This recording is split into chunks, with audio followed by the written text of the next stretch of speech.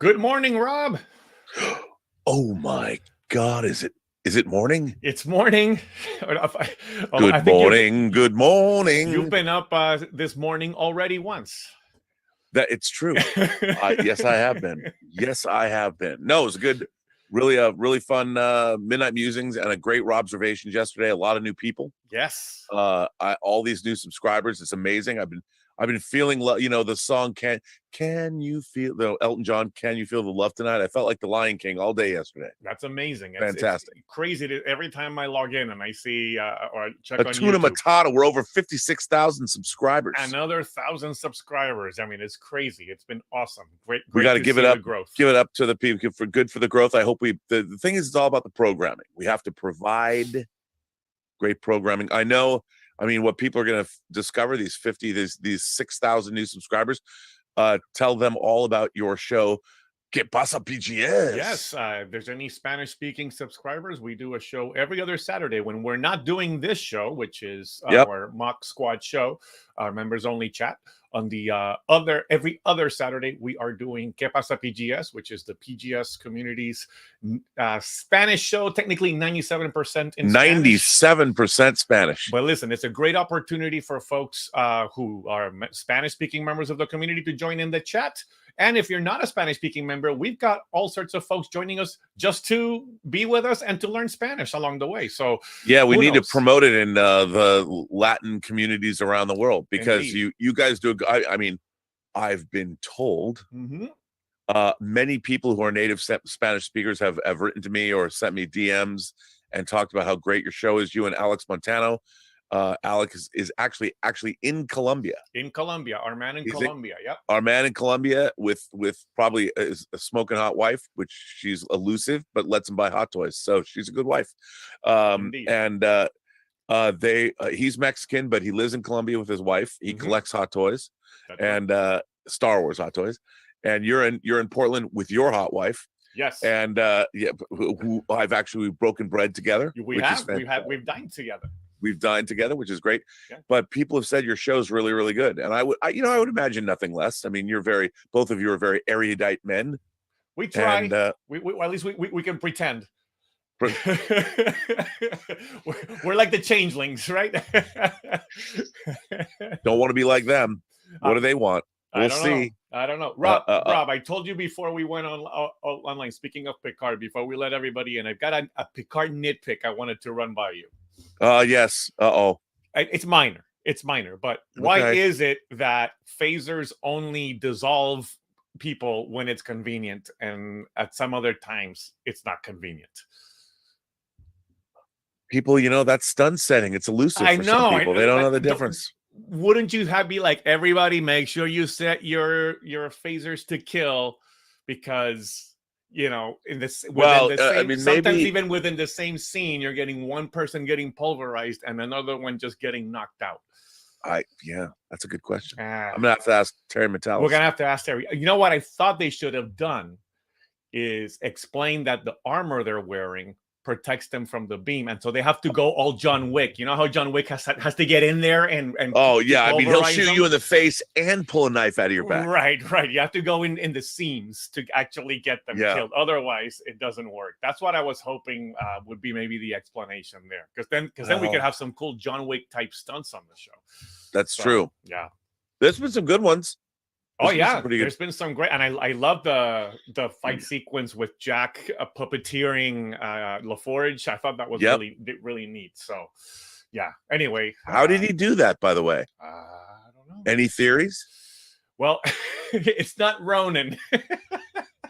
I have to say that my man right here, Roberto Suarez, proposed that he asked me. He's like, "Listen, it's all serious. Is it Ronin from Sub Rosa?" From Sub Rosa.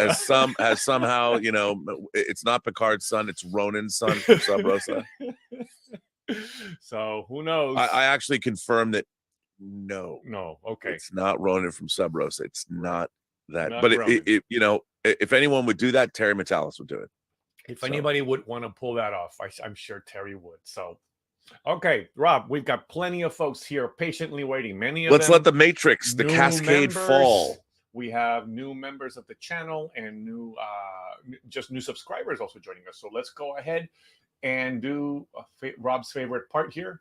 Here I we love go. this. We're going to admit everyone. Let everybody in. Sorry, we're a little late, 20 minutes late. People are like, where the hell are you? Boom, boom, boom, boom, boom. Here's everybody. Welcome, welcome. Oh, my God. Hey, and I am happy to report Fernando Borrero is here. Fernando. Yes. And I still want to stream with him. I know we have to, but I'm so glad to see him, welcome him back, because it's been a few weeks. Fernando Borrero. Welcome, Fernando. Here. Welcome. And all right, let me go ahead and switch to pinned view. Oh my God. So let's go ahead and pin you, Rob, so we can. Am I pinned? I'm trying to. Isn't that what you used to do with girls? Like you'd pin them and they'd be your girlfriend and be like, do you guys remember, like, did you ever ask a girl, or if a girl asked a guy to go with me, would you go with me? Do people still do that? Like, hello, I don't know if they still use that colloquialism. I don't know. I think it's such an odd term. I would say that is not progressive anymore. Somebody would say, like, that's very patriarchal. I'm not going to go with you anywhere unless you pay for me. Buy me an Uber. I'll go with you. Come on. I miss that. I know. By the way, I got denied. I did. There was nothing more humiliating than to have a bunch of dudes watching you when you walked up to one of the cutest girls in your junior high, Danelle Wilson, and you asked her to go with you, and she said no. Oh man. Oh, denied, man, in front of people. That's painful. That was rough, dude. All right.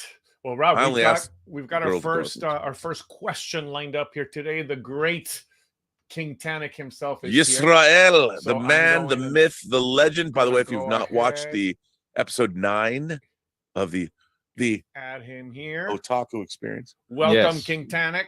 King Tanik, how are you? Thank you, Roberto. Hello, Rob. I'm good. How are you? We're both Roberto. We are all Roberto. I'm good. How are you? I'm very good, and I'm very excited that we can finally announce what we've been hiding behind the scenes for so long. So for everybody watching, we are officially announcing that the Burnettwork is under new management. That's right. It is now the King Tan Network. I have bought it. The new home of the PGS. We're starting a brand new series called Rob's Wrong About Transformers. Hey, okay. Have you seen the box set of Transformers steelbooks? I haven't. Is this hold? I'm about to, bruh. Robert, you about to make me spend a bunch of money. Yes. Yes, I am. And whenever there's a collectible in the offing, the philosophy on this channel is, I can't afford this. It's really too expensive. The answer is, look at you. Look, see, I'm watching this. I mean, normally you'd be with a girl when you would do that, but no, you're looking at a king. You're seeing the King Tanik work is now suddenly under new management. Is it really? Because look at that. Did you go to Zavvi? Are you looking at that box set? Dude, it's on sale for $134. Dude, that's like click. Maybe rent is due this week, so maybe next week, maybe the week after. That's the way I feel about it. But you know what? You know what the answer is? What? What's the answer? Yes, the answer is yes. The answer is on this channel. The guiding philosophy of the Burnettwork, the King Tanik work, whatever we want to call the network, as everybody knows, the guiding philosophy of this channel is always yes. We are enablers. We are people that allow you to indulge whatever desires, fleur de lis, like if you like LA Confidential, whatever you desire. That's the answer is yes. Should I buy that $2,000 1/3 scale Gal Gadot Wonder Woman statue? The answer is yes. Yes, you should. And you will enjoy it. Should I buy that 50th anniversary Doctor Who box set that costs like $8,000 with every single like lost William Hartnell episode? Yes. Yes, you should. Wow. What if I wanted to buy all of the one-to-one scale super marionettes from the Thunderbirds, including Lady Penelope and Parker? The answer is yes, you buy them. There is no, you might have to hide them from your spouse or your significant other or pretend they're like furniture or something for your office. Right. Pretend they were there the whole time. You just never took them out. You had them, but you just never took them out of the box. I use that on a daily basis. Yeah. But just to preface this for everybody, this is an April Fool's joke. I did not buy the Burnettwork, so it will remain great. So I could have used this for hours. Yes. And then you killed the joke. Now people know. I didn't. Well, because you just gained a bunch of subscribers, so I didn't want people to start leaving immediately because it's like, oh, it got bought by some anime nerd who likes Transformers, or a young tech entrepreneur, who didn't have his money in Silicon Valley Bank. It could have been man. I know, man. It could be great, but that's okay. I want to welcome all the new subscribers, of which we have like 6,000 new subscribers, new members. I was surprised when I clicked on the channel and saw that it was 56K. I was like, whoa. You know what? Can I feel the love tonight? I do. That's why I've been singing Hatuna Matata all week long.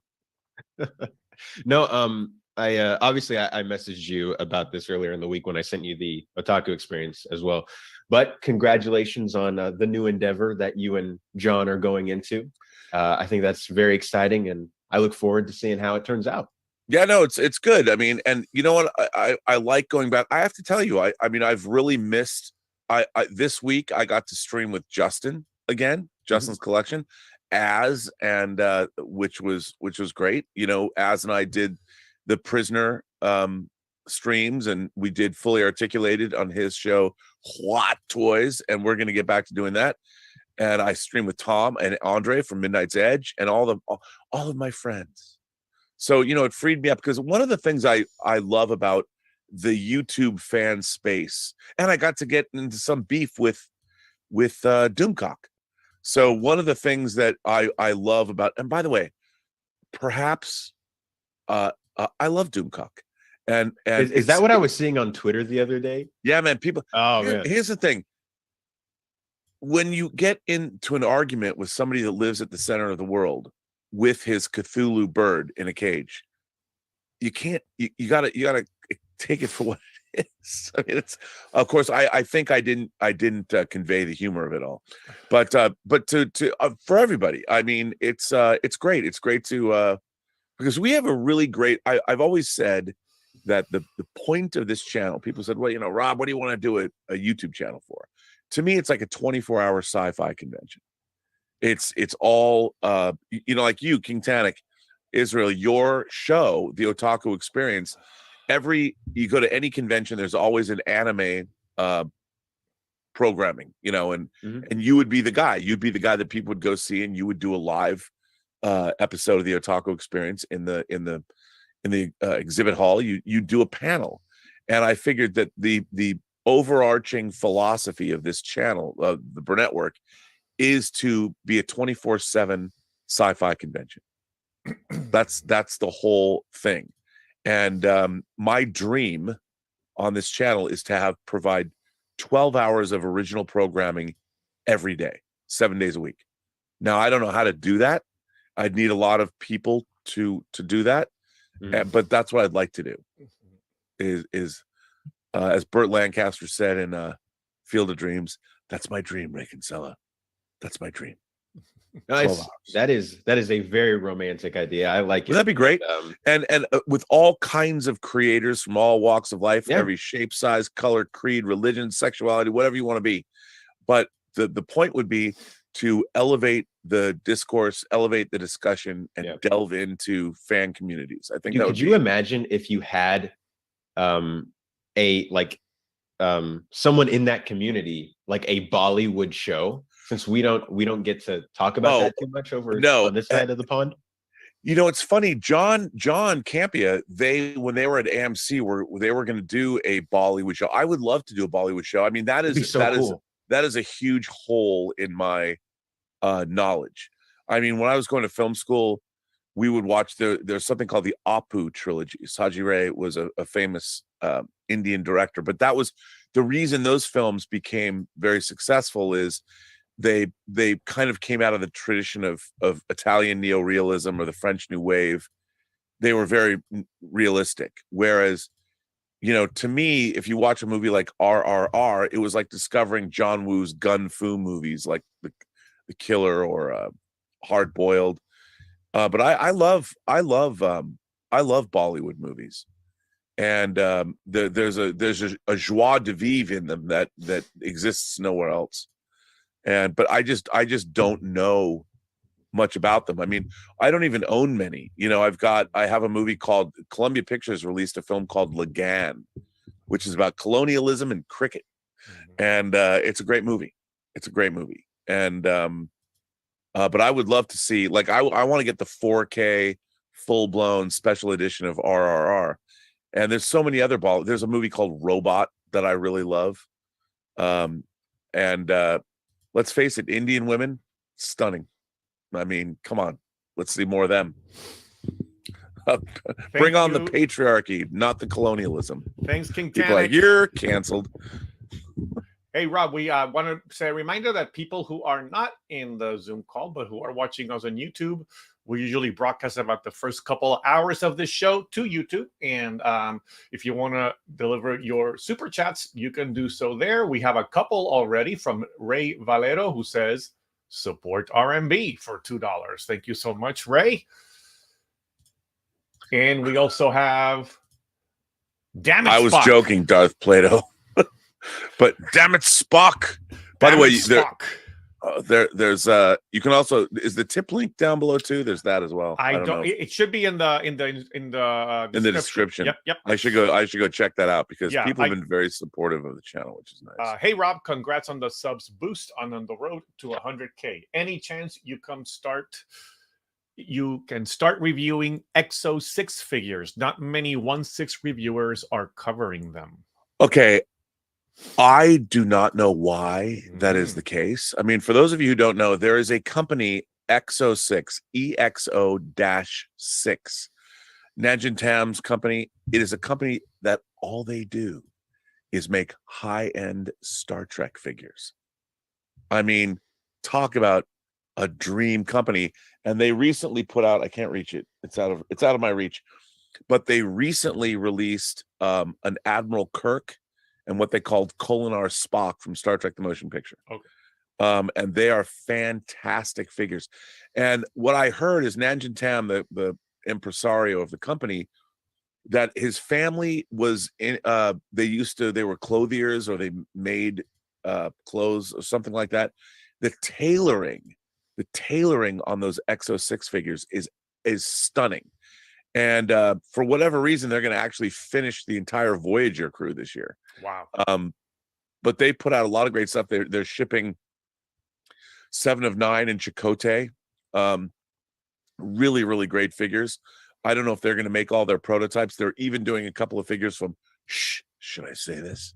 From Star Trek Picard. Nice. Maybe. I mean, hopefully. I don't know. We'll see. But they're a great company. And here's the thing. I mean, I hate to say it. There just aren't, in the figure collecting world, you know, the Hot Toys figure collecting world, there's just not a lot of Star Trek fans. Right. Because the figures are not what they call, there's a word, toyetic. Mm-hmm. And like, you get a Hot Toys, you get a die-cast Iron Man figure, that is toyetic. Right. But Star Trek figures are not toyetic. Well, Star Trek, for the most part, has never been a toyetic brand. It's been more of a collecting brand than a toyetic. Yeah, and I think that the zenith of Star Trek collecting was Playmates in the 90s. Mm-hmm. They did a fantastic job with the Star Trek license. I mean, although I have to say, my man Rob, I did acquire something that I can't put this here. My 1/6 scale missile command. I love these new wave toys. I've got many of them. I have to put them up on my shelf. Nice. I mean, this is an actual 6 scale missile command console, and it works just like the real. It's even got the trackball. That's awesome. But I want to put it back up. I've got Tempest, I got Asteroids, I've got Centipede. You have to set up Big Finn's, Doug. You have to set up Finn's Arcade. Flynn's Arcade. Yeah, Flynn's Arcade. Yeah. And well, it's really funny. I've got a Tron light, so I want to put up that, and then underneath. And you know what I just got? This is hilarious. I got 6 scale bar stools. bar stools, but for the to put next to, so I can have my civilian Tony Stark and my civilian Steve Rogers playing 6 scale games. You know, that's amazing. If that floats your boat, what this says about me, like the fact that I had to look up, did somebody, but it's the same company that makes new wave toys. And you know what else they make? They make 6 scale boom boxes that actually work. They do. Yep. Crazy. Dustin Coyle is a new member who's asking, I'm a new member. How does this work? Dustin and anybody else who's become a member, go to the member section of the Burnettwork channel on YouTube. You will see that there is a section for members. You should have a membership tab or also a community tab. And there are certain announcements that are for members only. And in those, you will see the link to join us in the Zoom chat if you want to join us here. And then, Rob, you were asking earlier about pinning and going out with girls and asking a girl out. And of course, Irene Jobson. Will you go with me? Will you go with me? Irene Jobson had to chime in. This is not a super chat, but I just had to throw this in. First of all, for those of you who don't know, Irene Jobson can just, if she walks in the room, the temperature goes up. Right. Makes you all sweaty and clammy. Like, my God, Irene Jobson, she will figure out a sexual connection worse than me. Yes. So or better than me. She's better than me. She's a super heroine. She's the super heroine of sexuality. She's Miss Innuendo. Miss Innuendo. Irene says, but I think she delivers. She delivers. Yes. She says someone can pin me. And then she follows up with, I meant in a bed or up against the wall. Demonetized. Yeah. And by the way, she's like a mother of 4 and she's married. I know. God bless her husband, because that's got to be a fun house to live in. All right. Enough of that nonsense. S.A. Thaipen has been waiting here for a little bit. S.A., you should be able to unmute now. Welcome. Hey, Big Pet, by the way. Oh, you are echoing. Wow, that was pretty cool, dude. That was nice. I've heard of guys. What's going on, man? Well, did you get the D&D bump? Is that why you have 6,000 subscribers? No, I think it was the John Campia audience coming to see me. Oh, and also right. maybe having beef with Doomcock, which I don't really have beef with Doomcock. I watch Doomcock. He's great. Yeah. I never checked out that. I just remember the 7-hour chat from 2 weeks ago, and at the end it got a little bit intense. Yeah. Well, it was 7 hours. I can't go 7 hours today. I'm just telling you. Oh, well, that's okay. I know. Unless, the ladies know that I can go 7 hours, but I can't go 7 hours today. Yeah. You know what I mean? Yeah. So, Irene knows I could go 7 hours. Yeah. So last night I went to the AMC Mercado, which is the main AMC IMAX on 101 in Silicon Valley. I saw D&D. The theater wasn't completely packed, but it was a 4:45 show. What'd you think? It was good.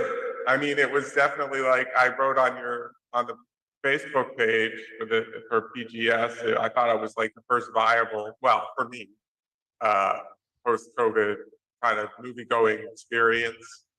I mean, it just seemed like it worked, and they actually cracked the door open a little bit as far as RPG movies go. Yeah, well, that's what I've heard, that it's a throwback. It's just a really fun blockbuster that accepts what it is. It's not trying to be something else. It's just fun, and it accepts its origins. I have not seen it. I can't wait to see it. Yeah, I mean, clearly they knew what they were doing. And then I watched some of the YouTube on the movie, and the creators went deep into all of the source material. Right. Unlike everything else. So that was good. So yeah, I mean, I would like to see, obviously, every RPG. I want to see a GURPS movie. They're not going to make a GURPS movie, but they might make a Star Frontiers movie. I think that's one of the most underdeveloped concepts I've seen, where they actually want to kind of take it never quite made it, but they want to take the D&D framework and put it in science fiction or put it in space. Well, I remember when I was playing D&D, like in the 80s, a sci-fi game that a lot of people played that I really liked was a game called Traveler. Yeah, that was the precursor. That was kind of like what they were doing with Star Frontiers, but it wasn't as deep. They wanted something like some of the the version of D&D, which is kind of alluded to in the movie, where it's a little just more hack and slash, and you get your 4 major classes. But in that sense, it has more pull. And, right? it was TSR. They also did it. Did they do a game? It was a Western game, like it was called Boot Hill. They did a couple Western ones. Yeah, and then they did a post Gamma World. That was the post Gamma one. Gamma World. Oh, yeah, that takes me back. And the Spelljammer. I never got into that, but that was like steampunk before there was steampunk. Yeah, and I remember Steve Jackson. I loved Car Wars? That was always big. Which came in the plastic. You'd buy them at the game store with the. We had a great in Seattle, actually in Bellevue. There was a great game store that also sold plastic models, where I would go and buy Japanese model kits like Gundam and Crusher Joe and all the 80s anime stuff that I loved. And you could go get like Car Wars. It was great. Well, if you're looking for hours and hours of content, I don't know how you would piece together a virtual streaming RPG. I mean, people do it. Yeah, I mean, I have to tell you, DJ, who's the host of our new show that drops in 2 weeks, Architects of Imagination, DJ streams D&D games on his Twitch channel. So DJ, who you've seen the promo, but I did an interview with him. I think I'm going to put up tomorrow, where he explains who he is and his whole career in video game design. He's very accomplished, and one of the Evan Cook, who works for Naughty Dog, who was one of the designers of The Last of Us, is the first interview. It's kind of the Designing Hollywood of video games. It's a new show that we're dropping right here on the Burnettwork, and it's going to be a good show. It's going to be a good show. So I would love to do an RPG streaming. I mean, yeah. I'm just not. I played D&D, I played Traveler, I played Boot Hill. I haven't even opened it. I was given I have the board game of Dawn of the Dead. You'd almost need to develop a new piece of AR, augmented reality software, if you were doing it online. So you would have to have everybody be virtual like this, but then you would have to put in overlays and somehow stream that all on. Yeah, like John Campia has a great. He actually had a custom table made where he's got it's really cool. So when you play, you've got the map on there, and it's really neat. And then like Todd Stashwick, Captain Liam Shaw, or Deacon, if you're a 12 Monkeys fan, who I've interviewed on the channel, he's got a big D&D room. I think he streams. I don't know if he streams his D&D games, but he might. I'm going to be streaming with him again on the Popcast channel on Monday at 2:00.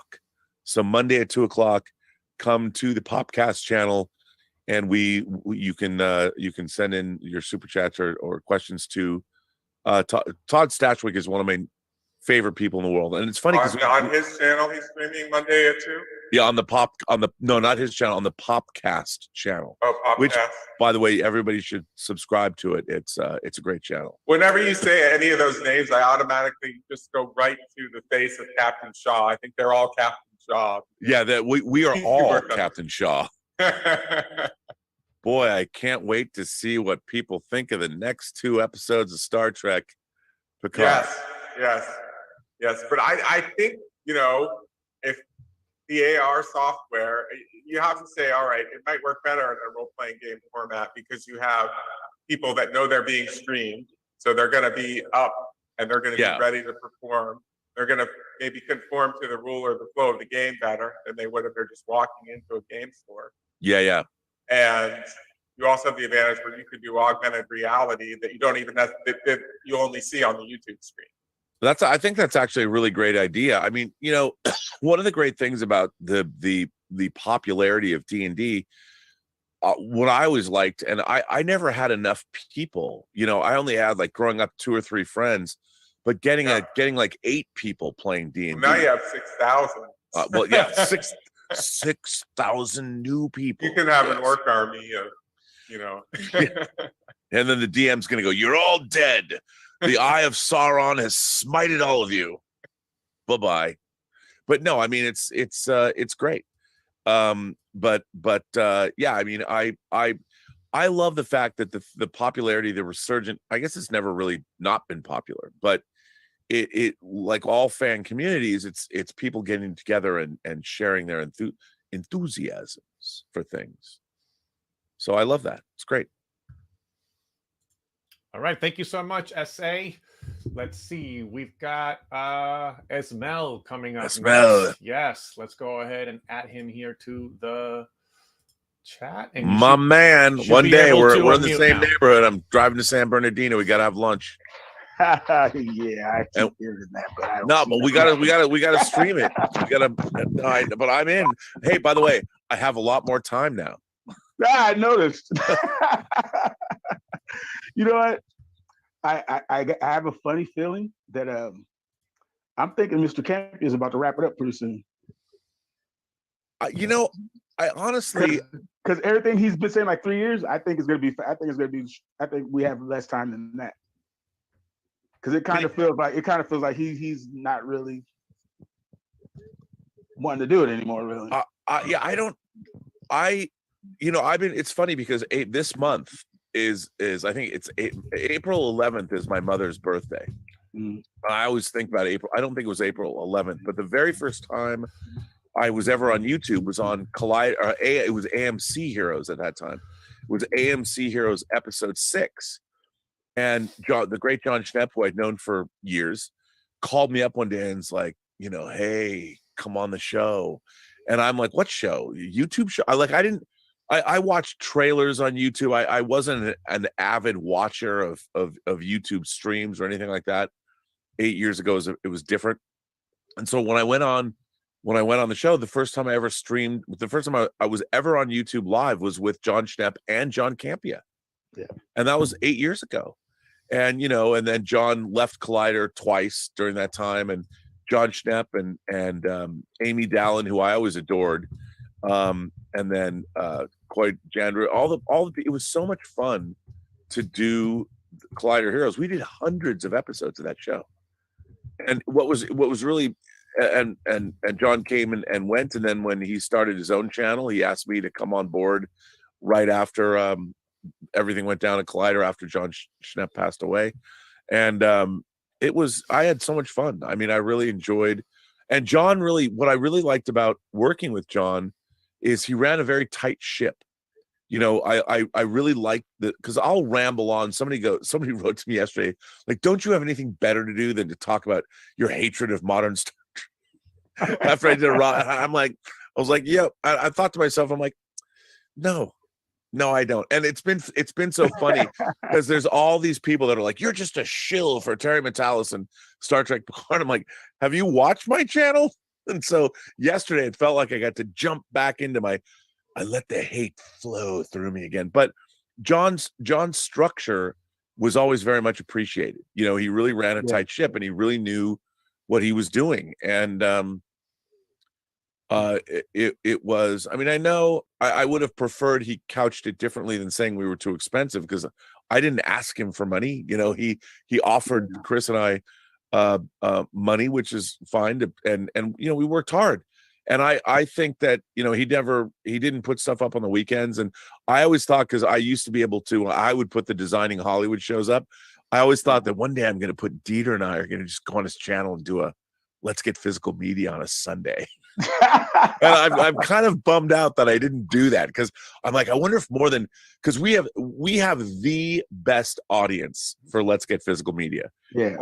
But I think we have the only audience we'll ever get. It's not like a show that one day it's going to get 100,000 viewers. No. We have a small but very dedicated audience. But if I went onto John's channel, I'm like, would he know? Like, let's go live on Sunday, because John's like watching sports, but I never did it. Yeah. And I don't know. I started watching John.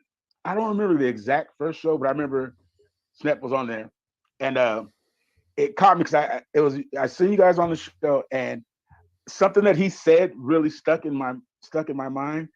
and I forget what the couple you guys were talking about, but he was talking about how, none of us know how much time we have. He was saying, and so he was saying about so you should, if you want to do something, go out there, do it, because time's not promised to any of us, And then because I wasn't watching the genre show all the time, a little time went by and I clicked on it again, and then it was the day that he had passed, and I was like, well, wait a minute. I was like, well, which guy was it? Because I wasn't sure, but I seen John's face, how he was really sad and distraught. And I go, I hope it wasn't the one that was talking about how, because how ironic that would be, that it wasn't that long before that he was saying that. Yeah. I mean, and then to find out that's who it was, I was like, I remembered that really stuck into my head. Yeah. The thing about John Schnepp loved the creativity of other people. Like he would go to conventions and go to like Artist Alley and find new artists, or like if he found a T-shirt that somebody designed, or if he went and found, like if you went to Designer Con and somebody had made a pop or he loved that. I mean, he was a fan, but he was also a fan of other fans and their work. Yeah. And for me, and I was a fan of his. He made this Muppet zombie movie called They Coming. It's called They Coming. And it was about Muppet zombies. And a friend of mine, the great Jeff Walker, the great publicist, he's one of the impresarios of Comic-Con and is in charge of their programming.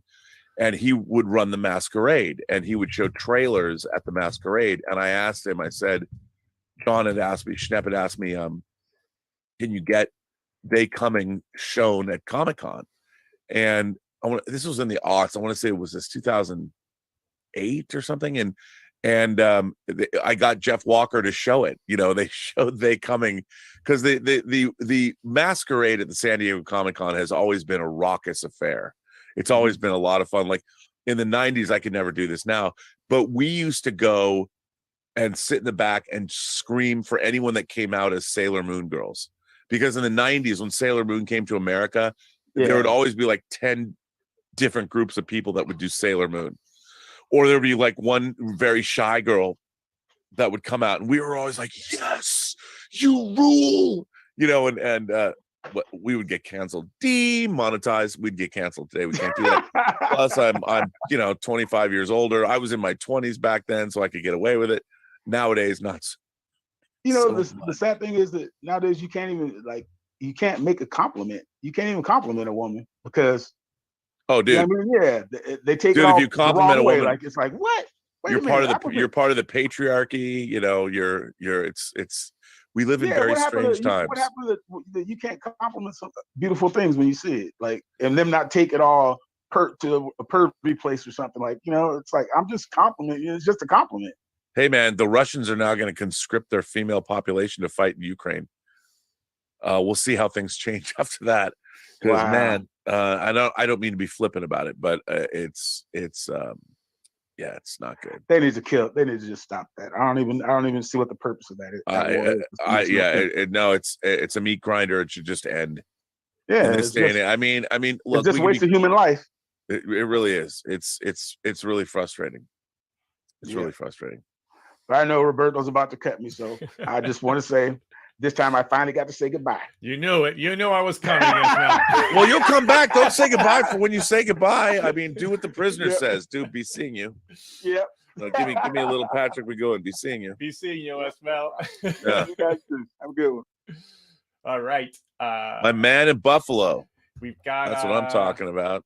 Got a couple more super chats here. Let me make sure I am not missing anyone. But I'm not on. I've got the clock on. Let me get myself back on here. We've got Jeff Yorkie, who sends a $4.99 super chat saying, "Hey bro, congrats on the PGS Rising. Would love to see a show focused on genres of film such as neo-noir, 80s sci-fi, and more. Live long and prosper."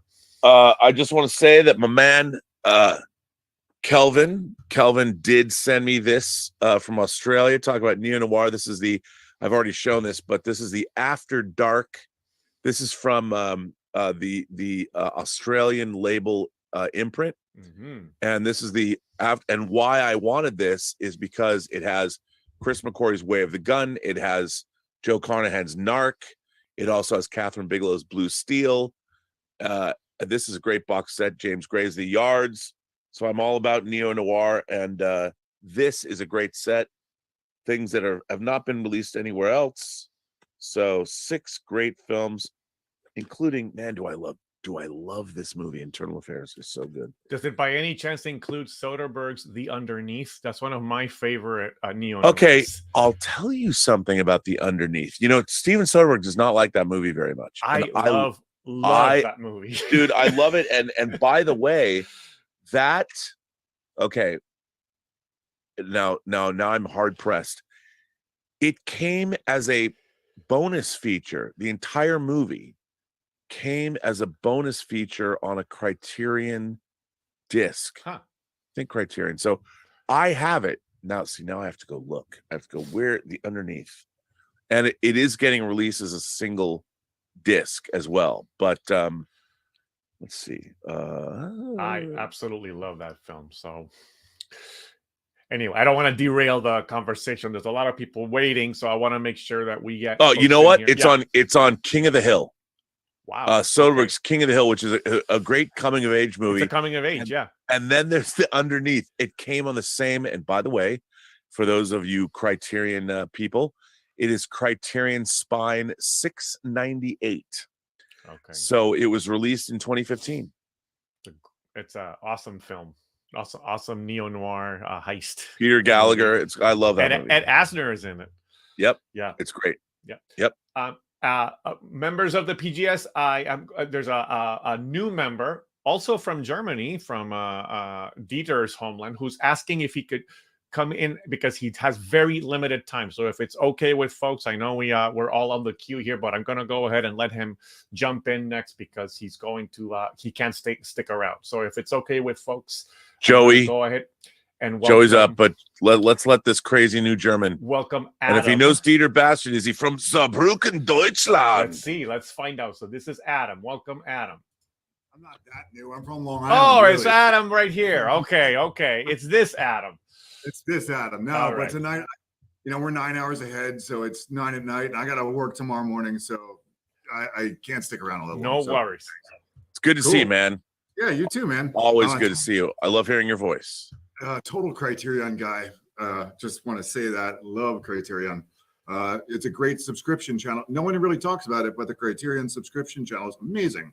I know it really is. And, they had to do a bunch of layoffs. I mean, I just got this week, you'll see it tomorrow on Let's Get Physical Media, but I got I don't buy Criterion discs anymore until either they have a flash sale or it's the Barnes & Noble 50% off. Either way, you get 50% off. And then I'll buy, they had a lot of great 4K discs. I got the 4K Mildred Pierce.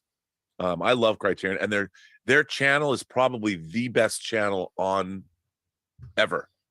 It's amazing. The problem is, a lot of film fans, movie fans today, and this is going to be controversial. I don't think movie fans today are fans of cinema. They're fans of movies. And I am one of those people when people talk about, you guys I love comic book movies. I collect all the Marvel. I love comic book films, but there is what cinema as art form, and we don't have any of that anymore.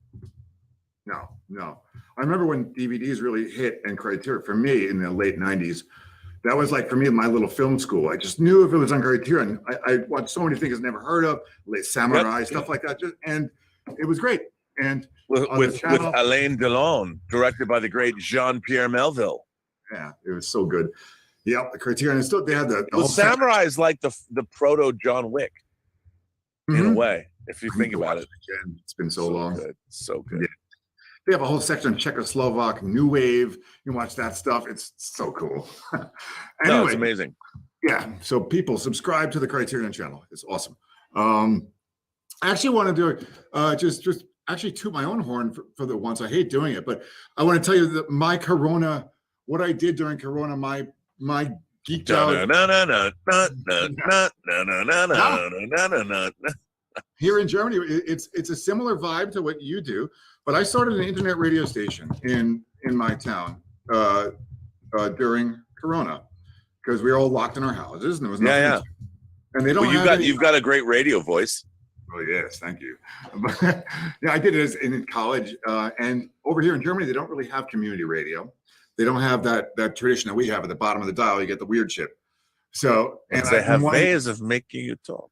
Yeah, but here we locked down. I'd always wanted to do it anyway, but no one would have cared. But then I started this thing. I started with 3 hours of programming one night. Wow. I have friends and people listened. And the next week we had 6 hours because people wanted to make shows too. And then within 4 weeks, we had 4 hours of radio every night, and we're still going. That's amazing. We won this year's Regensburg in our city. We won the Culture Prize.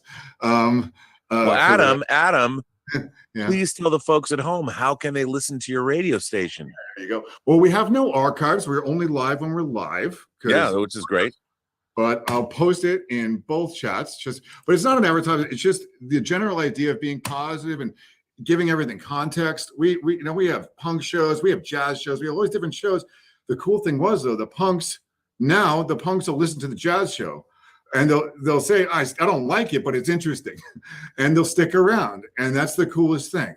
And that is, by the way, www.ghost-town-radio.de. Yep. So everybody go.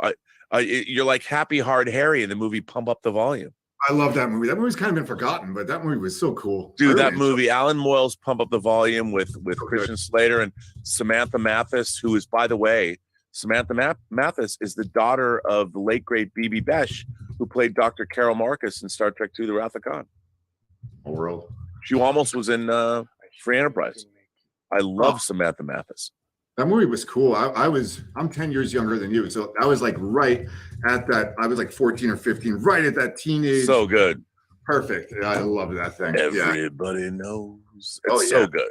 So good. So good. I don't even think it's available anymore. I think it's nowhere. No, Warner Archive put it out. You can get Pump Up the Volume on Blu-ray from Warner Archive, and it's a beautiful transfer. Fantastic. Got to get it. Yeah, I'm thinking on doing. I'm definitely thinking about this expanding network of yours. Thinking about doing something. Hey man, I would love it all the way from I mean, we're not this channel's friendly to Germans. Yeah, well, I just live here, man. I'm still. No, I'm not all the way in. No, but I mean, I would. And by the way, it looks like the release of Tango Shalom in Germany has been pushed to September. But okay. I really do want to do this if I can figure out the funding and whatever. I really do want to do the Robservation Nation tour and go to Europe. And I want to go to France, I want to go to Germany, I want to go to Italy, I want to go to the UK, I want to go all the way up to Norway where Terrier's at, and have like meet and greets, but where we actually do John did a 100 million views party, and he sold tickets to a theater. I'm like, is anybody going to come see us? And it was me and Chris Carr, and it was sold out. And all we did was get up on stage and do Q&As and regale people. What I would prefer is to do it in a pub and drink whiskey. Like my dream is to go to one of my lifelong dreams, and I'll probably be too old to do it, is to walk across Ireland and go to every distillery in Ireland and drink every whiskey, and of course do the same thing in the UK, because London's one of the greatest towns in the world. But I haven't seen it. I want to go to Yorkshire. I want to go to the Torchwood headquarters. I want to go to Broadchurch. I want to go to those cliffs. I want to go to Port Marion. Come on. Yeah. But that's what I want to do. The European tour. Just leave for like a month. Well, if you time it right, we got to give a shout out to our local genre film festival, the Hardline Film Festival, and going on for 10 years. Wow. It's genre science fiction horror. It is next weekend. It's really fantastic. Yeah. This is their, that's a great poster. Yeah. Oh, a friend of mine makes the art for it, and she's awesome. And it's a great festival. And I'm hoping to get you as a podium speaker. I'm suggesting it to the guy, and it's a fantastic small but wonderful genre film festival. Dude, I'm so there. I mean, I back in 2005, I went to Tel Aviv, and I went with Roger Nygaard, who made the documentary Trekkies, and they brought us both, and we had to speak, and it was the Cinematheque, which is next to the by the way, Tel Aviv, one of my favorite cities. Barcelona, Tel Aviv, my God, Tel Aviv is a party town. And you find out we nerds, we imagination connoisseurs, we're the same the world over. I was a guest at the very first Star Trek convention in Paris, which was awesome. And you can go into the catacombs with people dressed as Dax. It was amazing. But nerds are the nerds the world over. But I would love to come. But when I was in Tel Aviv, I've told this story before, but they said, so what's your speech going to be about? I was like, what do you mean? Well, your speech is sold out. There's like 500 seats in this lecture hall that's Cinematheque next to the university. And I'm like, I had no idea that I was speaking, but it was great. The audiences were great. And I love going to genre film festivals around the world. The Sitges Festival in Barcelona is my favorite that I've ever been to. And then the Icon Festival in Tel Aviv was amazing. And everybody who put it on was great. And the audiences were, the great thing about Israeli audiences is, on one hand, they're all like these incredibly intelligent, like tech people that work for startups, and then they're also the nerdiest of the nerds. Fantastic. It's the greatest thing ever. So I would love to come to Germany and speak at that film festival. That'd be great. I didn't know about it. I'd come. All right. Thank you so much, Adam. Adam, good to see you. Good to see you. Thanks. Now I'm going to go to the website and find out, where that festival is. We got Joey coming on next. Joey, welcome. Hey, Rob. What's up, dude? How's it going? I'm exhausted. I've been up for a long time. I'm doing a lot of work. I was going to take a hiatus, but from jumping on here, but I wanted to show you. It wouldn't be a show. It wouldn't be a member chat without you, sir. You can't take. There's no hiatuses from this. I wasn't in the last one. I've missed a few. Have you? Yeah, this guy arrived. Let me get. Look at that. Is that classic Superman? Fleischer. That's like the Oh, dude, how great is it? Have you seen the cover? Warner Archive. They're putting out the Fleischer Superman cartoons on Blu-ray. Yeah, restored. That's going to be very cool. Oh they my God! They did a DVD a few years back, but yeah, that's like the only other authorized version. So yeah, I'm very excited for that. That was my favorite. That was my introduction to Superman. It was my favorite version. Oh, and it's still the Magnetic Monsters is one of my favorite. It's so good. The Mechanical Monsters. Yeah, so that came in the set. They had the little. Yep. Is that a Mezco piece, Joe? Is that a Mezco? Yeah. It took 2 years to arrive. So I'm not in this whole culture of buying things and waiting years. So I was just like, what? I assumed it would just show up, and then I couldn't believe it. You're not part of the Hot Toys crowd. No, I'm gonna put a pre-order down on this, and 3 years later you get it. Yeah, I forget about it, and then it just shows up like, oh yeah. But I would have loved that when I was little, because I always wanted because he's got a different insignia. So I always it bothered me that I didn't have. There was nothing like that. So yeah, that was cool.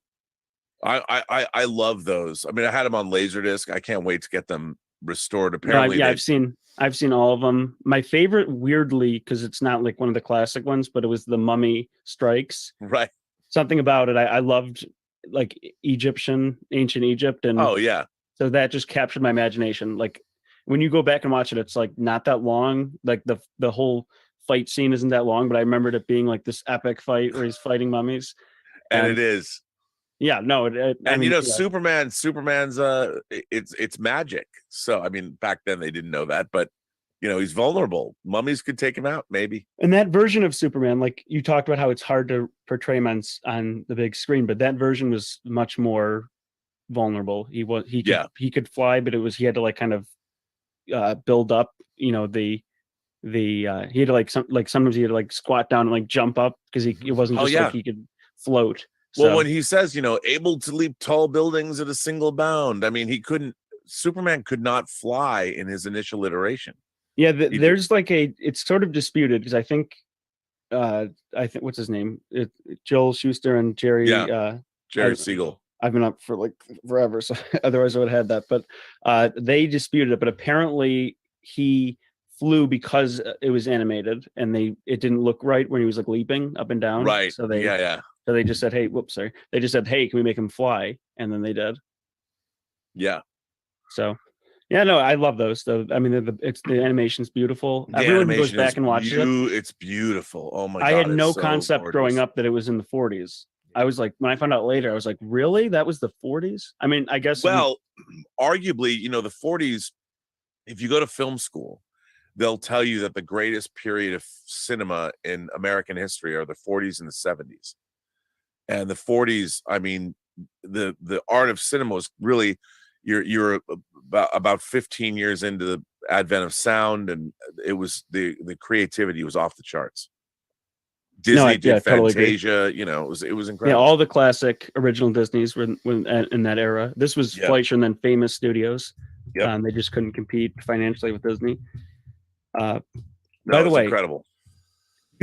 One thing, now that you're kind of on your own here, you should do more commentaries of movies. You know, it's interesting. I mean, the first thing that I've talked about doing is I'm going to do a show only because I'm going to edit them. You know, I've never done like standalone edited shows, and like Gary Nerdrotic has been doing some great like 15-minute edited shows that are cut by Perry Chan, and Paul Chatto has been doing some great edited stuff. And you know, editorial's my bag, so I'm going to start doing. I'd love to do commentaries. The only thing is, I worry about copyright. Well, no, you don't play it, you know, right. The movie. I don't think there's anything wrong with that. You're just no. I mean, I could definitely do it. It's just a question of, you know, it's just time. So time, yeah. But you know, in a way, you're sort of mixing it in with your recreational time because you're gonna be watching a movie. It's true, and I have to say that the thing that I want to do, like everybody, and everyone thinks I'm crazy, but Kino Lorber is putting out Craig Baxley's movie Stone Cold that stars Brian Bosworth, that I love. I would dare say it's a masterpiece. And so Kino Lorber is releasing it, and I am trying to, I put out some feelers. I'm trying to get, my dream is to get Lance Henriksen, Brian Bosworth, and director Craig Baxley to come on the show and do a Stone Cold appreciation. But I think I'm going to do an audio commentary for Stone Cold. I think that'd be great. You know, I mean, I'd like to, you know, do Criterion stuff as well, but Stone Cold deserves to be understood. Stone Cold and To Live and Die in LA. that might be the I think you're right. Because I'm going to do more of that. Here's stuff. why. Like when you talk about Return of the Jedi a lot, you know, and people are like, what? He doesn't like that? It would be interesting when, like, Red Letter Media did Return of the Jedi a few years back, so I watched it. Do they like it? They were sort of mixed on it. Like they said they still liked it, but they said you were seeing like the cracks in Lucas's armor, which then exposed itself in the prequels. Like they pointed out things that like this wouldn't have happened at Empire, and now, you know, like Obi-Wan's appearance, like that whole scene in Return of the Jedi, they were saying like all the problems with it, and he's sitting in a log, like the exposition, the way they're delivering exposition has changed. It's very, you know, it's just back and forth, shot, reverse shot. Yeah. So they pointed out a lot of really interesting things, but I think they're probably similar to your thoughts on it, but a little less disappointed, maybe. Yeah, I mean, here's the thing: the problem is, Return of the Jedi is the single most disappointing movie I've ever seen in my life, and the only way you could ever understand that opinion is if you were there and you were a Star Wars fan. I saw Empire Strikes Back in the theater 26 times, which I've said a million times on the show. But when I saw when I saw Jedi, I'm like, wait a minute, did some like 6-year-old playing with his Star Wars toys make this movie? Yeah. Because I do love the swashbuckling rescue of Han Solo, and the confrontation with the Emperor and Luke and Vader is great. But the rest of it is gobbledygook. Well, nothing happens. There's nothing. I'm not sure people can fully understand that though, because they grow up with it. You know, they kind of consider all three on equal footing. Like, you know, like, John Campea said his favorite's that one, and it would be interesting to hear somebody, not in like a mean way, but you know, sort of tear it apart of like, here's what doesn't work about the second act. You know, I mean, I can't. There's a shot in Return of the Jedi where R2 and 3PO have fallen into the sand, and they're sticking up out of, and you see just a ridiculous painted backdrop. and you could tell it was like some pickup they shot in a parking lot, where a magnet comes down from the skiff and picks up 3PO and R2, and I watched that and I'm like, what ridiculousness is this? Like things about Jedi, I can't even deal with. You see R2 and 3PO walking through the desert, and then they get to Jabba's palace, and they walk in where the big door to Jabba's palace is, and they're clearly on a soundstage. The lighting is terrible, and when the thing comes out and goes, goodness gracious, it's so bad. I was so out, because it was just a goof. It was made for, like, George Lucas really believed he was making Star Wars for kids. And it was because he had all of these incredible collaborators, beginning with his wife, Marsha Lucas, that made Star Wars what it is. And if I were to do that, I think people would burn my channel down. I would not have new subscribers. People would hate me. I don't want that. Great to see you, Joey. We've got The Gist with Jared coming up next. The Gist with Jared. You should be able to unmute now. Mic check. Can you hear me, Rob? Yeah, you sound good, man. Cool. Well, I'm glad that you're having more programming on your channel again now that you're more free with time. I was really excited to hear that. I'm glad you're excited. I mean, it's so much fun. I mean, I get to do more. One of the things that working for John was, I had to drive. It was at least a 2-hour drive every day. And not that the commuting isn't a problem, but when your job is to be full of energy and talk to people on the internet, I'd get home and driving back home, it would take me like 90 minutes to get here. And you're just exhausted. All you want to do is, and I want to do more Rob. I mean, I did less than 50 Robservations in 2022. I mean, for a show, I did my 839th Robservations yesterday. And I realized I have not done, it's been a year and a half, and I've only done like 39 episodes of Robservations, if that, not even 50. And I was cranking away, and I love doing it. And it was fun. And I promise I'm not going to harp on Star Trek. I'm not going to make people either love it or they're like, can't you talk about something else? I will. Yes, I will talk about something. No, they're great. I'm not a big Star Trek guy, but I found your chat the other day, your Robservations the other day, pretty insightful, even though I'm not a big fan of it. I'll probably watch your 10 and 20 when they come out and then try to dive into those. Yeah, I mean, I that's what I really want to do, because people are it's funny to me because it's, when I was a kid, Star Trek was my universe, literally. And when I was a kid, there was no Star Wars yet. And so Star Trek, I mean, that's why Star Trek is so near and dear to my heart, because it was my religion. Our family wasn't really religious, but I got all my morality and ethical principles from Star Trek. Make of that what you will. Yeah. Well, I haven't finished the Midnight Musings from last night. I still got about an hour to go. But do you plan on doing one next week, since Lyle and are out of town? You know what? I was thinking about that, and I think I should. And I was thinking about, not that I could ever replace them, but I want to find, like, I really like streaming with Taylor. I've missed Taylor, but there's a couple of other people that I am curious about streaming with, because, to be honest, I mean, having more time, I would like to create a new panel show and maybe call it even the Imagination Connoisseurs, and having the kind of structure that John had, but also making it a little bit more op-ed. I mean, the John show's op-ed, but not cover necessarily as much news, but delve into like more culture issues. The problem is, and John was very good about this, John Campion knows people just can't go on camera and speak extemporaneously and be entertaining. It's a hard thing to do, and I don't think the only reason I knew how to do it was because I've been speaking at comic conventions, and I was in plays growing up, so I had a background in public speaking. But there's a lot of people that aren't necessarily, and even YouTubers that don't speak live, but they make great videos. So it's hard, like, to do a panel show, and John had this problem too. He's like, who am I going to get to do it? And the people that are doing it already have their own channels and they know what that's like. So it's hard. So I don't know. I'd love to do a panel show, but it's putting together that panel is difficult. You know, and I know you mentioned on your stream last night that you and Chris are planning on doing something. Definitely need her to come through on the channel. You guys have a great chemistry. I adore Chris Carr. I mean, to me, she's one of my favorite people I've ever met.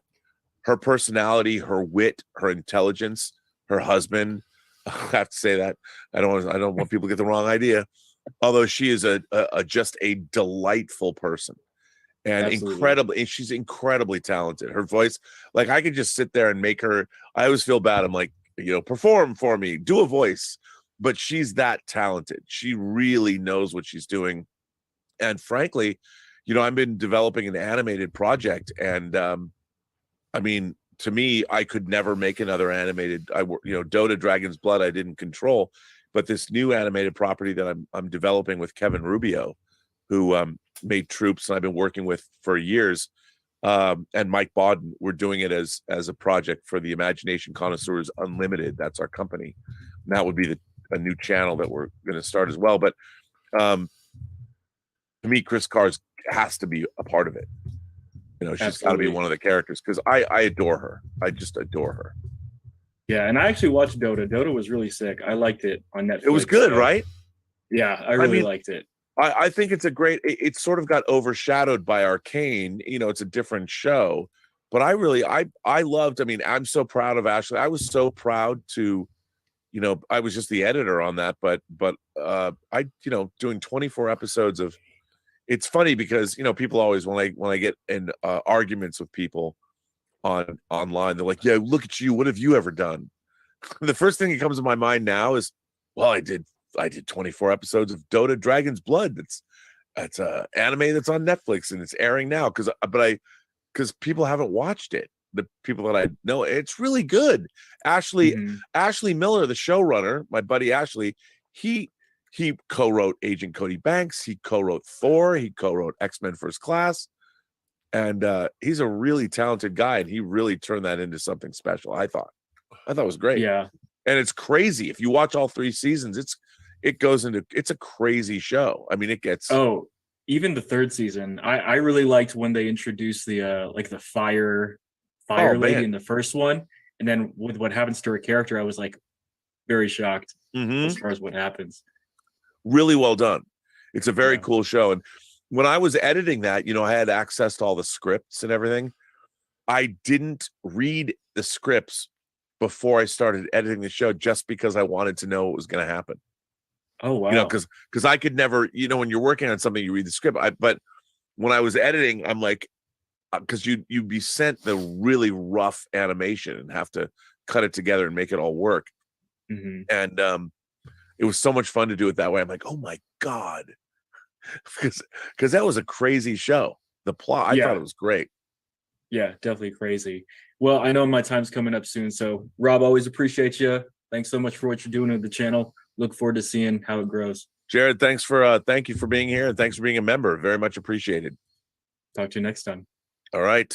Which is in 2 weeks, by the way. April, I guess it would literally be April. It is April 15th. Saturday, April 15th, we'll be back. And at 6 p.m. on the channel, Architects of Imagination DJ show drops. So in 2 weeks from today. Nice. That's also tax day here in the U.S. if you haven't. It is. But didn't they extend it or something? Or maybe that was California. I don't know. They did in the last couple of years. They have been extending them. So, yeah. Not a super chat, but we want to welcome new member James Boner. James Boner, he has become a YouTube member. Welcome. Welcome, James. Is he a relative of Ralph Boner, who lives in, from WandaVision? Could be very possible. Let's see. We've got our AI artist extraordinaire, Alon Abadi, is joining us. Welcome, Alon. By the way, Alon, I've been, I don't know if you got to see some of my creations. I started doing my own artwork for Que Pasa PGS, and it's all thanks to your instructions. So I appreciate it. I'm starting to see them. Would you call it your own mid journey? My own mid journey. Yeah. So thank you, Alon. I appreciate the tips. I'm glad to be part of your journey. Anyway, Chag Sameach. Happy Passover. It's coming. I know. I'm setting the table for Elijah right now. Yeah, I'm very bummed because my birthday is coming this Wednesday, which is on Saturday night. And unfortunately, everything's gonna be kosher. But Elon, the American press, I mean, according to the American press, Israel is on the brink of civil war. It is. You can hear the protests and like everything under my window. Is it that bad? It kind of is. Yes. No, that's not good. It's a very tough situation for both sides. But not, I come here to escape the harsh reality. I know. I'm sorry. I didn't mean to bring it up. John Wick, dude. Come on. Yeah. So I just wanted to say a couple of things. First of all, I recommended you the Milk and Honey Distillery today. I sent you the link on Twitter, and I thought I'd celebrated with a nice cup of yes, and that is, so you were talking about Milk and Honey. It's actually an Israeli distillery. It is. It's based in Tel Aviv. It's very great. It's got like a bunch of awards and stuff. And I recommend it. Personally, I need to go find it. Personally, I love their like Apex whiskey line. And I'm not sponsored or anything. I just really love them. Hey, you can talk about any liquor you want on this channel. You don't have to be sponsored. All right. Although Jameson should absolutely sponsor this channel. Probably. So I watched Winnie the Pooh, Blood and Honey this week. For the distillery. Yeah, exactly. On the topic of honey. And it was horrible. Yeah. And I thought to myself, wow, this was like one of the worst movies I've ever seen. But it inspired me in a way that like some movies done. And I thought to myself, like, wait, lots of Disney characters are like already in the public domain. Yeah. And we could potentially see horror movies on with Disney characters coming to us like starting from tomorrow.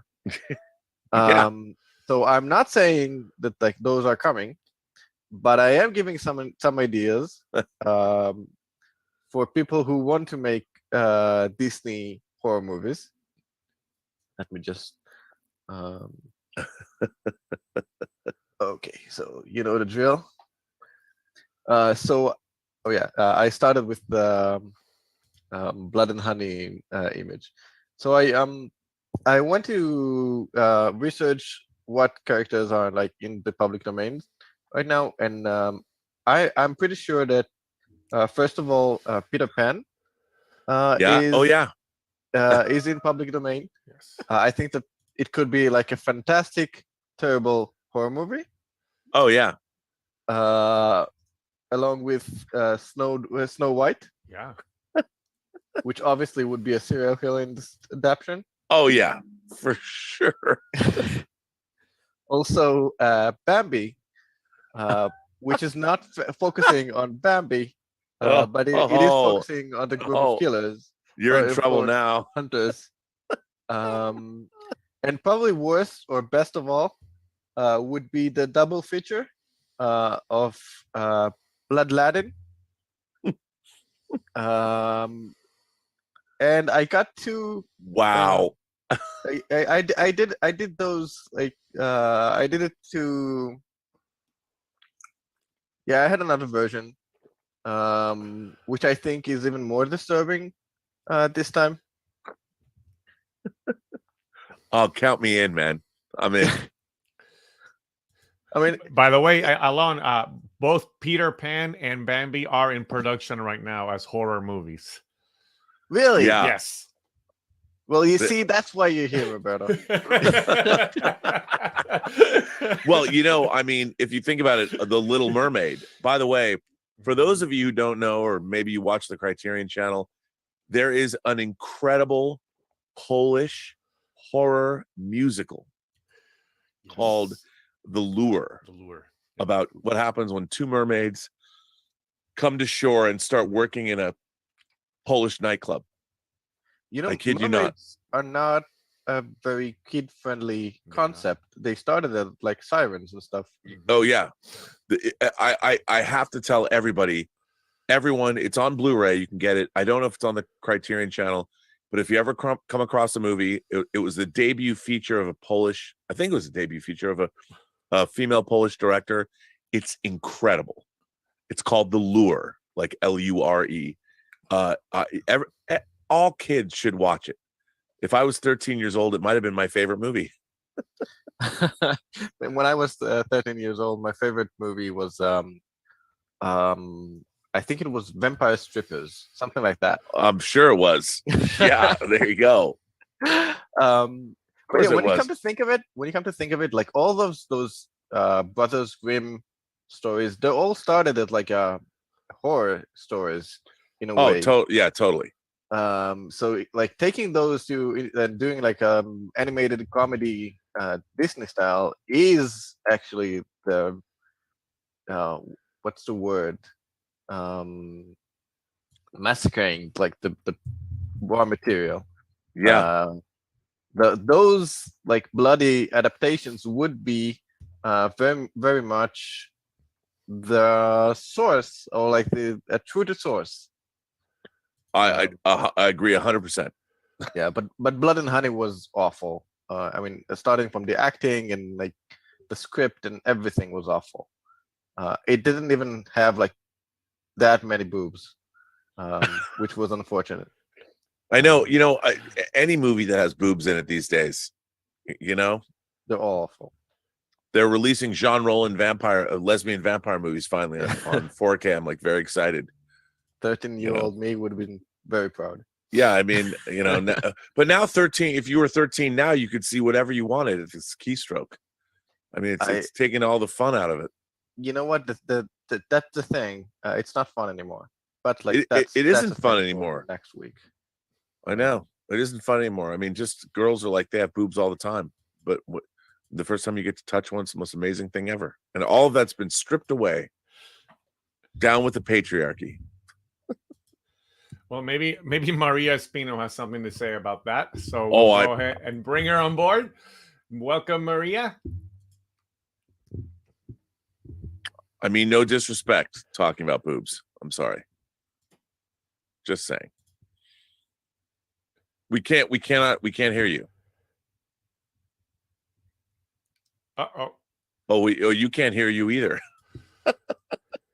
Well, what I can do, Maria, is it you look bright-eyed and bushy-tailed, so we can do sign reading, sign language. I'll go ahead and jump to Stubble. You could put Maria behind. Yeah, I'm gonna do that. I'm gonna go ahead and put Maria on the queue again, and I'll bring Stubble up. Just because Stubble likes boobs. I know he does. Come on, he's Swedish. Let's bring in Stubble here. Okay, Stubble, you should be able to unmute. She can't. Maria couldn't unmute. You got to make sure she can unmute. Oh, okay. My bad. I thought I had hit the unmute button, so I'm sorry. Stubble, I'm going to have to put you back in the queue. My bad. You're back in the queue, bro. All right. So let's go ahead and... It's okay. The Swede can wait. Did anybody remember Seika and Swedish erotica? I mean, there was like 28,000 of those when I was a kid. You should be able to unmute now, Maria. Try it again. No. Now we can hear. There you are. And then Maria, you wanted to share some screens, so I'm gonna go ahead and give you permission to do that right now. Rob still has not emailed me, and I have been dying to show you the animation style for the film that I'm making. Right? Yes, I didn't email you back. I thought I did. On Twitter or something? Okay. Oh, maybe. I don't know. I haven't checked Twitter. Show me. Okay. So I wanted to kind of walk through, and hopefully this works. I don't know if we can share the screens. I'm not sure, but I wanted to kind of walk you through and show you this project because it's, I don't know. Can you guys see? Yeah, you start. Yep. Yep. We see your screen. I'm not necessarily okay. Not necessarily a fan of Zoom. Okay. No, but this is cool. Yes. So we have, I wanted to kind of show you kind of like the animation style. I wanted to kind of show you a little bit of that because I've been dying to show you that because I think. And you spent hundreds of thousands of dollars on this, right? Sir, I've got a $300,000 budget for this film. Wow. So I wanted to show you guys a little bit of that because I think a lot of people just don't know the filmmaking process. How expensive it is, right? This is interesting. I'm looking at the whole how you've got all this. Yes. So we do, and we have like this is all of our scenes. We have all our scene breakdowns, and then we kind of go through the pipeline and establish pacing, get the animatics. Yeah. This is amazing. You know this, right? Yeah. So you know this very much, and so I kind of wanted to give folks a little bit of that, just a little taste of that. And I also wanted to show you, let's see if I can get back to it. I'm getting very excited. This is a very big project. I'm looking around all this stuff. I'm like, this is amazing. Yeah. So let me see. This is visual ed. Okay. So this is the finished one. Okay. So this is kind of final. I'm not sure if the music's going to come through or not, or the sound. You have to, on Zoom, you have to, at the bottom of your screen, you have to share sound. Okay. When you share a screen, the share screen thing, there's a little box that says share sound. Okay. When you go to your share screen. Seeing it. But that's okay. It's actually under, if you go to share and then go to advanced sharing options, it'll give you the option to share both the sound and the video. Okay. Yeah. Let me see. I'm not seeing it. Did it do the thing? Can you guys still see it? It's not. Yeah, we can, but yeah. There it is. Advanced. Yeah. And just click on share sound. It doesn't give me the share sound option, but that's okay. It's fine. It's fine. But this is a little bit of it.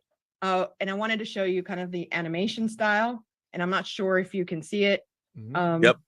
Okay. This is kind of one of our establishing shots for one of the Munilist, right? That's going to be in this movie, and this is a little bit of that. I don't know if you can hear it. Yeah, we can't hear it, but that's really freaking cool. Yeah, so that's Munilist. Let me see what else is in there. We have a lot in there. So everything's kind of like, we're going through the pipeline, we're doing that kind of stuff. And we are, I have a lot of films. These are all films or podcasts that I'm working on that have scripts. So I have a lot of films that I'm doing, of course, video games that I do a lot of. I'm involved in a lot of the big games. Can you, what is Dramatic Ray Binary Sunset Final? Second to the bottom. Yeah, what's that? Wow. I love this animation style. It's really cool. Yes, it's concept art with movement. Yeah. Because all our films, you know this, Rob, all of our films have tons of concept art that's developed. Yeah, and hardly ever gets seen, right? Unless it makes it into one of our wonderful bonus DVD features, right? So I wanted to kind of show that off. There is a teaser trailer, but that's released on May 4th. That's what I want to show you is the full trailer. I get it, because the 4th will be with you. May the 4th be with you. Can I just talk about that counterfeit holiday? I know. Star Wars Day is May 25th. 25th, man. It's May. It's May 25th. Yes. Yes. I know. I don't want to be that guy, but I am that guy. I am that guy. Be that guy, Rob. I am that guy. And one of the things that we just started to work on is we're doing a full legacy trailer for our big bad. And that starts with this storyboards. All right. And you get storyboards. It gets really dark, guys. So and as you kind of go through it, this is the Valley of the Kings in Valley of the Dark Lord, certainly that's what it's called, in Valley of Korriban. the- So we go to Korriban in this film, Munalist, which you guys just saw. But it all starts with, you know, sketching storyboards. You have a script, you sketch the storyboards, and then you work the animation beats. So that's kind of the process of it. So I'm really excited about showing this to people, and I really want to show it to you. So we need to get together so you can actually see the breadth of it. This is so much work. I mean, what I love about what you're showing is for people at home or people watching. Yes. This is the kind of stuff. I mean, when you're making a movie, you don't see a lot of this, right. but there's an incredibly large amount of work that goes into creating especially with VFX sequences, because you have to know, you have to already, the VFX team has to know, well, what are we doing? Yep. And it's all like keyframes. Like these are the major beats, right? But there's so many keyframe shots that go in between the beats. Right. You have to like really, really flesh that out.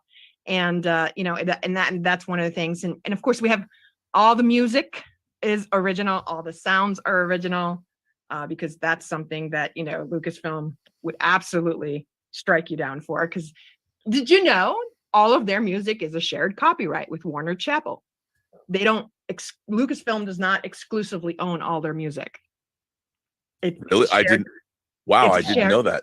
It's a shared copyright with Warner Chappell, who owns the catalog for like John Williams and like the big catalogs are pretty much owned. All the filmatic music composers are owned by Warner Chappell. Wow. Catalogs are all owned. And so when people get struck, like copyright struck for music, it's really Warner Chappell and not Lucasfilm that does it. Yeah, and they're draconian too. So yes, very much so. As Warner is, but all of the sounds, like all of these sounds, are all original sounds, all created by our sound designer. Wow. So, you know, I'm just excited to show you this. I really want to be able to get this is amazing. So when is this going to be? You have the trailer dropping on May 4th. When is this movie going to be finished? So the first one is in December of 2024. Wow. And then you're going to get a Star Wars movie out before Lucasfilm does. That's my goal, Rob. How amazing will that be? That is my goal. Yes. So and then after that is I have 2 more films and a TV series based on this whole thing. So they'll probably end up buying it from you. They're like, oh, Star Wars content. That's the goal. Please steal my idea. Go ahead. Hey, this is George. This is George. I'm calling. I've seen Maria's Star Wars movie. It's pretty good. You guys should buy it and put it up on the Disney Plus. It's good. It's good. Thank you, Maria. George. Thanks for sharing all that behind the scenes. Work. That's amazing, by the way. That's amazing. Awesome. And that can't wait to see the trailer coming up just in less than a month, or in a little bit. Yeah, because we have to wait till that fake Star Wars holiday, May the 4th. Somebody's like, that's funny. No, Star Wars Day is May 25th, motherfuckers. It always was. It always will be. It will forever. May 25th. That's what it should be. 25th. May the 25th be with you. This is the way. Rob, we got a super chat from 1001 Johnny, $5 saying, hey, Rob, I'd love to join the Zoom call, but I don't have time. Would you mind talking a bit about what you know about the Ultraman series? Oh, my God. Well, you know how Doctor Who is England's sci-fi hero? Doctor Who goes all the way back to the early 60s. Ultraman is kind of like that. Right. Ultraman is the older than Star Trek, you know, I don't know if he's older than Doctor Who, but there have been Ultraman is an incredible Japanese superhero. There have been many iterations of Ultraman. He has been animated, he's been mostly live action. And EJ Tsuburaya, I'm massacring his name, one of the great visual effects artists that brought Godzilla to life. You know, is responsible for bringing Ultraman to life in various iterations. And Ultraman is one of the great, as a Japanese sci-fi fan, in terms of combining superheroes, monsters, super science, and awesome vehicles, and I mean, Ultraman is just. I love Ultraman, you know, and now we have Shin Ultraman, and it's. I mean, Ultraman has been around for 6 decades now. I mean, I don't know what more to say. Netflix has an animated series that started a couple of years ago. I mean, it continues to go on forward. So, you know, it's funny. I'm now using that newfangled contraption, Ultraman 1966. Okay. So it's interesting. I thought it was earlier than that, but he was in at night. I thought so.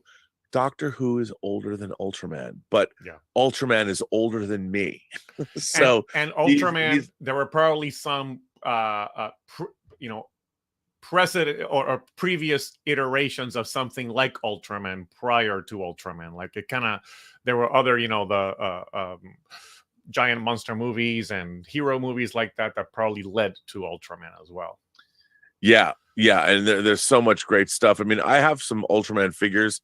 Now it's interesting because I always thought that Kamen Rider, the first Kamen Rider, like Shin Kamen Rider, if you guys haven't seen the trailer that dropped this week, I know. that was some dope ass shit, and very violent. But I always thought Kamen Rider was like the first Super Sentai figure. But, 1966. I mean, there's been so many different variations of Ultraman, and in like what was it called? They had a movie, I think it was animated. No, maybe it wasn't, where all of the different iterations, there's been like dozens of iterations of Ultraman. I remember one called Ultra 7, which I think was related to Ultraman. Now, I'm a huge Ultra 7 fan. I love Ultra 7. And did you guys get that in Puerto Rico? We did. We used to get a lot of those shows dubbed in Spain, and then they would make it to Puerto Rico. Yeah. So we would get, and in my mind, they were just Spanish shows. I didn't realize they were Japanese shows. But anyway. Well, it's funny because Ultra 7 was actually, I think, if memory serves, it was created by EJ Tsuburaya, I think. Okay. Remember, Ultra 7 had the glasses, glasses that turned him into the superhero, and Ultraman had like a pen or like a little device. Yep.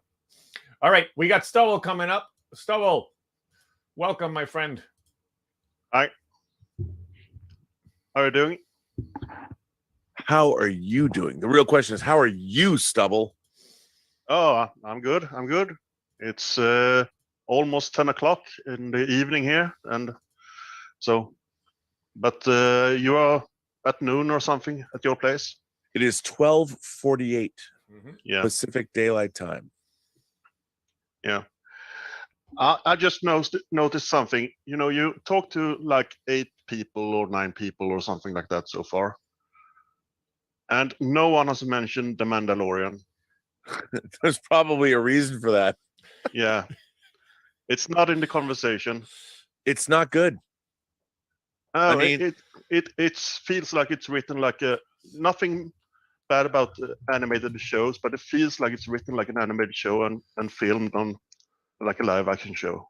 I look, I want to love. There are episodes. I think The Mandalorian seems like Jon Favreau writes it when he's having lunch. Yeah. I feel it's, and Lael will kill me if he sees this, but I just feel it's so rudimentary and so. I mean, when we're getting shows like the Mandalorian should be Better Call Saul. It should be Breaking Bad. I mean, it should be the Breaking Bad of the Star Wars universe, and it should be badass. It should be like and I'm not saying it should be undercover, but what Martin Scorsese did with a movie like The Departed, which is his riff on Infernal Affairs, that's what The Mandalorian should be. It should have incredible writing, and it is so, even the way it's done, I feel like I'm watching a show that's made for Saturday morning television in 1982. But the first season felt more mature than this season. Way more mature. Yeah. I mean, when you're watching the Mandalorians fight, it's like, come on, man. I mean, it looks goofy. It's just the whole show is goofy, and then the way people travel back and forth to these planets. I mean, Mandalorian. If someone should make a map of Mandalorian season 3 and go, okay, here's the planets he keeps going to, and how many times he go from here to here to here to here and back and forth and back and forth. I'm like, what is the narrative thrust? We're 5 episodes into the show and I don't know what it's about. Yeah. What's it about? Yeah. And he's sitting there in his cockpit with diapers on or something. But I won't get into that. The Naboo star, it's so bizarre. Like, well, now I've got this Naboo. Who thought that was a good idea? Yeah. You know, I mean, it's a starfighter. A starfighter has a mothership.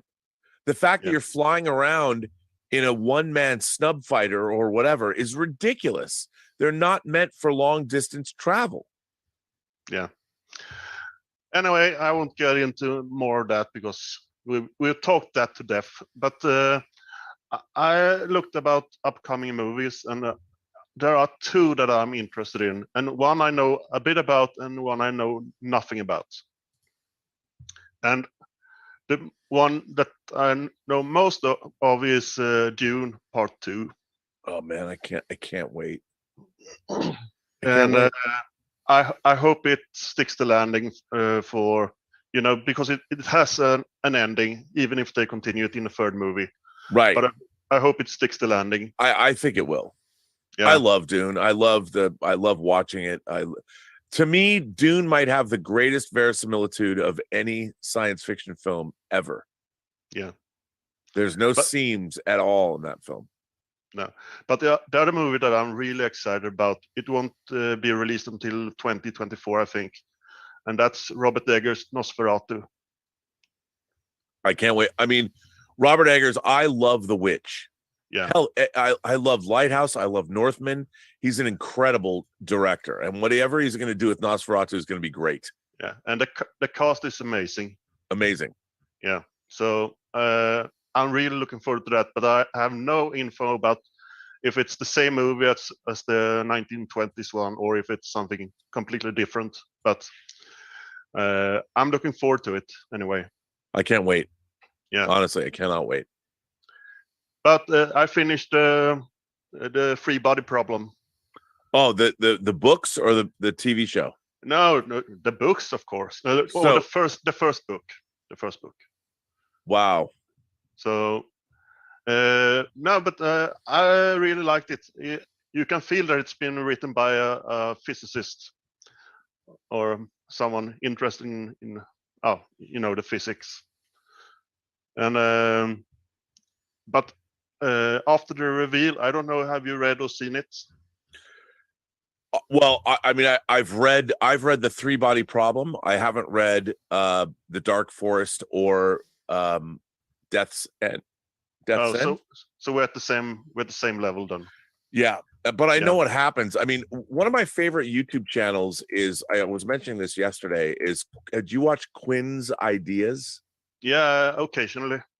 I mean, I really like his channel because there are 2 YouTubers that I really like that I don't think get enough. I mean, Quinn's Ideas, he's got like 500,000 subscribers or something.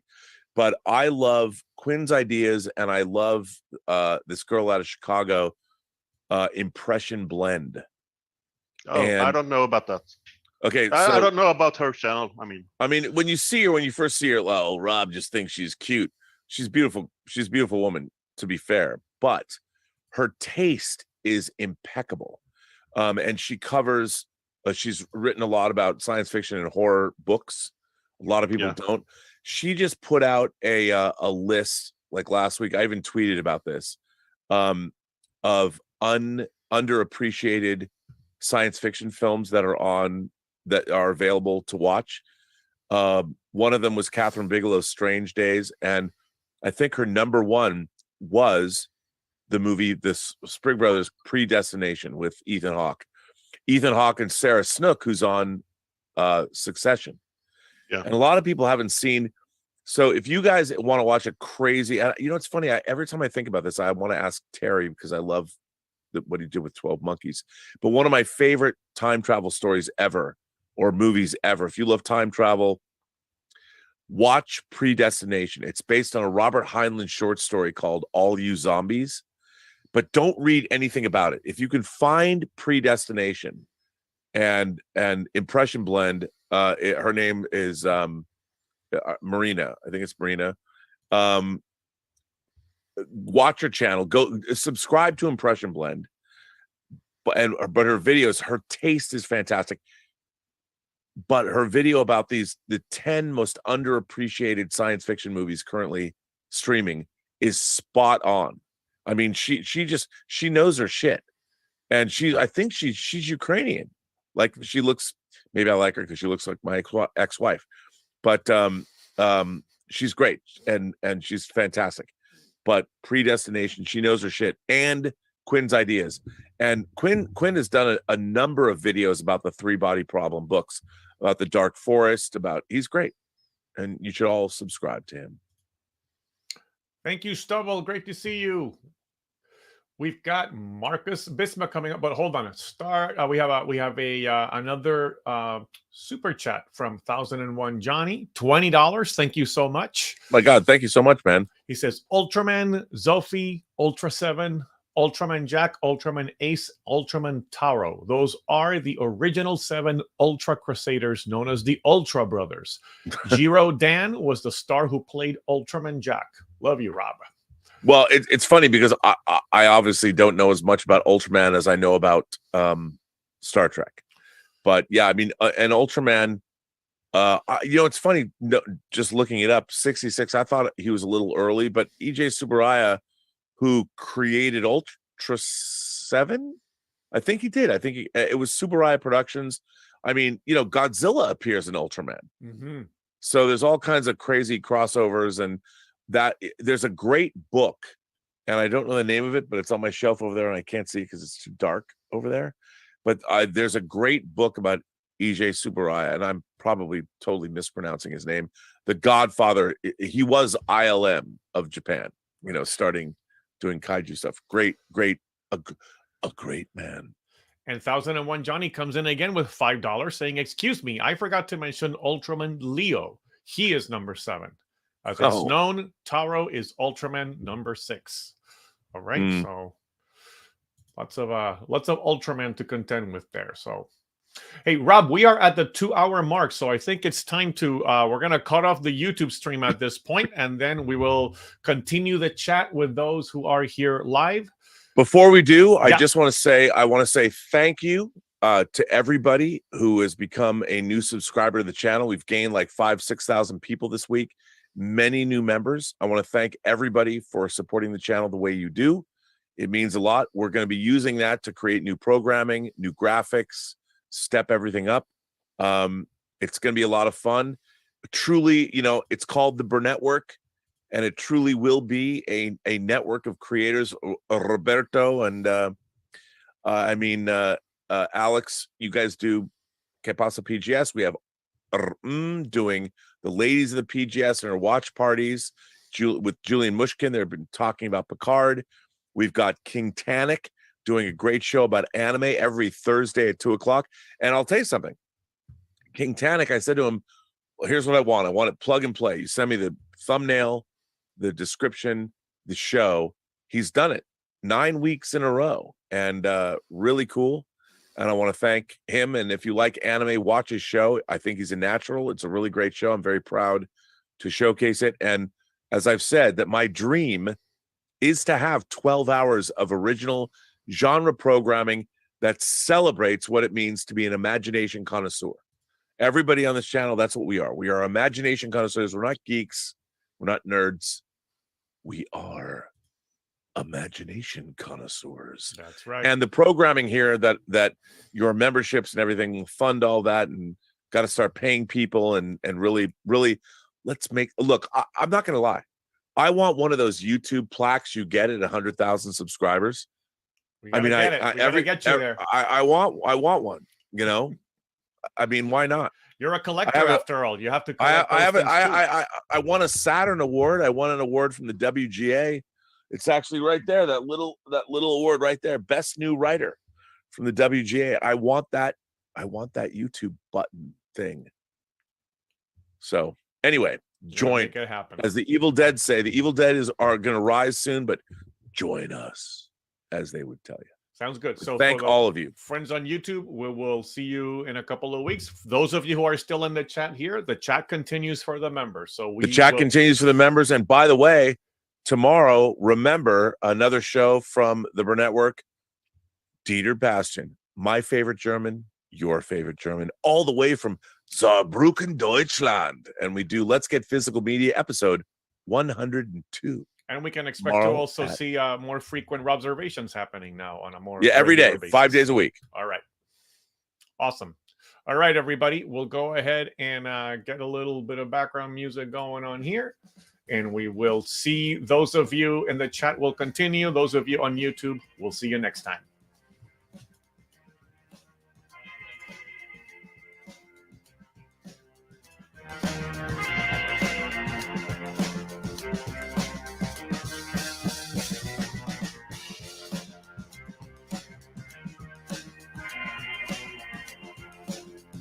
Oh my God. In a world